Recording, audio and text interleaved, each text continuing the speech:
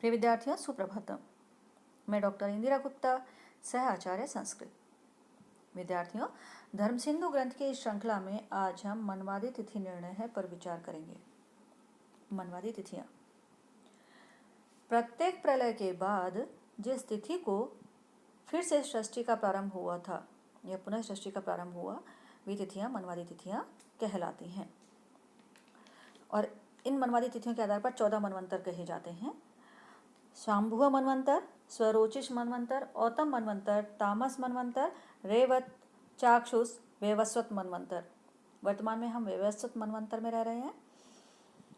सावर्णी मनवंतर, दक्ष सावर्णी, धर्म सावर्णी, रुद्र सावर्णी, देव सावर्णी और इंद्र सावर्णी मनवंतर, ये 14 मनवंतर कहे जाते हैं। और जो 14 तिथियां हैं वो इस प्रकार हैं। चैत्रे शुक्ल तृतीया, पौर्णमासी च, श्रावणस्य कृष्णाष्टमी, भाद्रपदस्य शुक्ल तृतीया, आश्विनस्य शुक्ल नवमी, कार्तिकस्य शुक्ल द्वादशी, पौर्णमासी च। और पोषे शुक्ल एकादशी, माघे शुक्ल सप्तमी, फाल्गुनस्य पूर्णमासी, अमावस्या या चैती चतुर्दश गेया।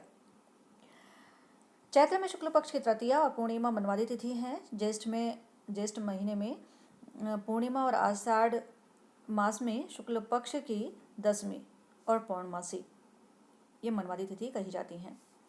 श्रावण मास में कृष्ण पक्ष की अष्टमी, भाद्रपद मास में शुक्ल पक्ष की तृतीया,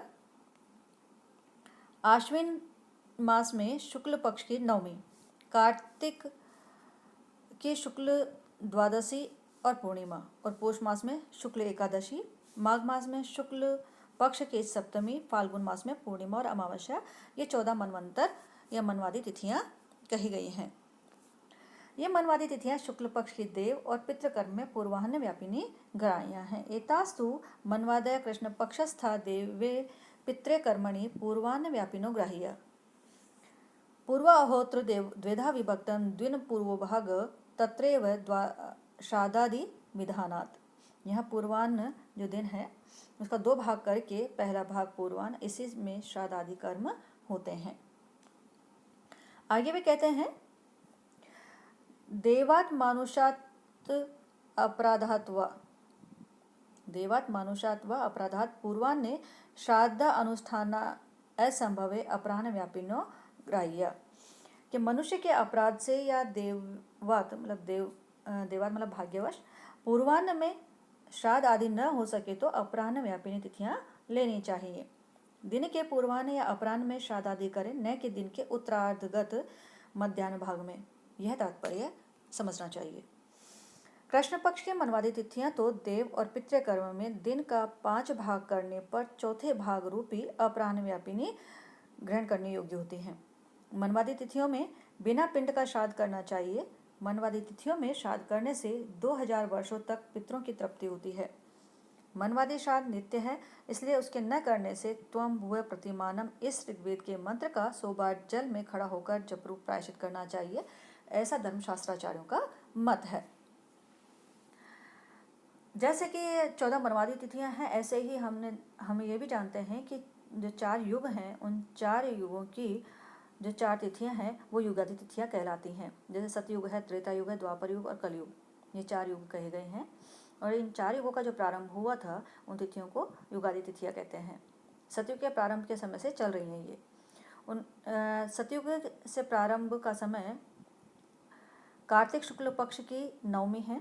त्रेता युग का प्रारंभ का समय वैशाख शुक्ल पक्ष की तृतीया है। द्वापर युग के प्रारंभ का समय माघ जो मास है या महीना है उसकी अमावस्या है। और कलयुग के प्रारंभ का समय भाद्रपद माह की कृष्ण पक्ष की त्रयोदशी है। और ये सभी तिथियां युगादि तिथियां कहलाती हैं। जो अभी वैवस्वत मनवंतर चल रहा है ये हम सभी जानते हैं।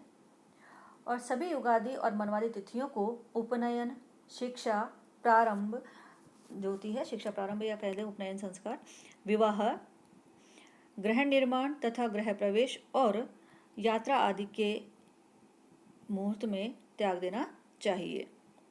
और इन तिथियों में विशेष रूप से ये कहा गया है धर्मशास्त्राचार्यों के द्वारा कि पवित्र नदियों में स्नान, दान देना तथा हवन करना आदि श्रेष्ठ शुभ फल देने वाले होते हैं। ये हमारा हुआ मनवादी तिथियों का निर्णय।